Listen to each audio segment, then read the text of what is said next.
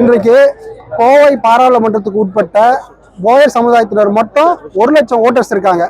அந்த 1 லட்சம் ஓட்டர்களுடைய நியாயமான கோரிக்கைகளை இன்னைக்கு அண்ணாமலைஜி கிட்ட முன்னாடி வச்சோம். அதுல முக்கியமான கோரிக்கைகளா இன்றைக்கு கோவை மாநகரில் இருக்க முக்கியமான இதுவான கிருஷ்ணாபுரம் அந்த பஸ் ஸ்டாண்ட் இருக்கு பார்த்தீங்களா, அதை வந்து போயர் சமூகத்தை சார்ந்தவர் தான் கவர்மெண்ட்டுக்கு இனாமா கொடுத்தாரு. அவருக்கு வந்து நிறைய விஷயங்கள் சுதந்திர போராட்டம் நிறைய விஷயங்கள் பண்ணியிருக்காரு. அவருக்கு வந்து இந்த இடத்துல கோயம்புத்தூர்ல வந்து ஒரு மணிமண்டபம் கட்டணும், கிருஷ்ண போயருக்கு மணிமண்டபம் கட்டணும்னு சொல்லிட்டு ஒரு கோரிக்கை வச்சோம். அதே மாதிரி எங்களுடைய சமுதாய சுதந்திர போராட்ட வீரர் ஒட்டர் ஓபண்ணா அவர்களுக்கு வந்து மத்திய அரசு தபால் தலை வெளியிடணும்னு சொல்லியிருக்கோம்.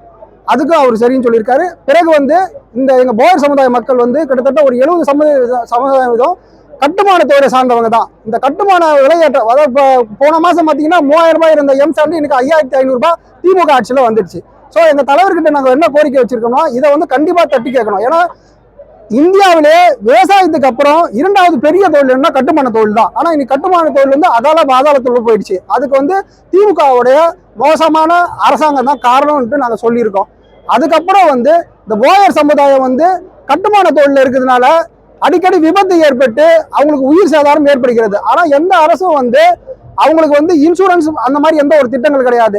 அதனால தலைவரோட கோரிக்கை வச்சோம். தலைவர் கண்டிப்பாக அகில இந்திய லெவல்ல போயர் சமுதாயத்துக்கு போர்டும் பிளஸ் தமிழகத்துல போயர் சமுதாய நலவாரியம் அமைக்கிறேன்னு சொல்லிட்டு எங்களுடைய ஓப்பன் டயாஸ்லேயே வந்து ஓப்பனா இது சொல்லியிருக்காரு. ஸோ இந்த மாதிரி கோரிக்கைகளை நாங்கள் முன்னிலை வச்சு இன்னைக்கு வந்து கூட்டம் நடத்தினோம். இந்த கூட்டத்தில் வந்து எங்கள் போயர் சமுதாயத்தில் வந்து ரொம்ப திருப்தி அடைஞ்சாங்க.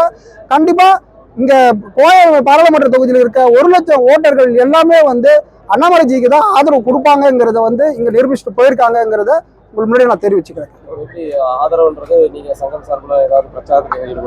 கண்டிப்பா ஆமாங்க, நாங்க ஆல்ரெடி பிரச்சாரம் போயிட்டு இருக்கோம். திரும்ப எங்களுடைய மக்கள் வசிக்கின்ற எல்லாம் 6 சட்டமன்ற தொகுதியில் வசிக்கின்ற எங்க மக்கள் இடத்துல வீடு டோர் டு கேன்வாஸ் பண்ணி அண்ணாமலைஜி இந்த இடத்துல பாராளுமன்ற உறுப்பினராக வரணுங்கிறத அவர் தேர்ந்தெடுக்கணுங்கிறத நாங்கள் சொல்லி இது பண்ணிக்கிறோம்.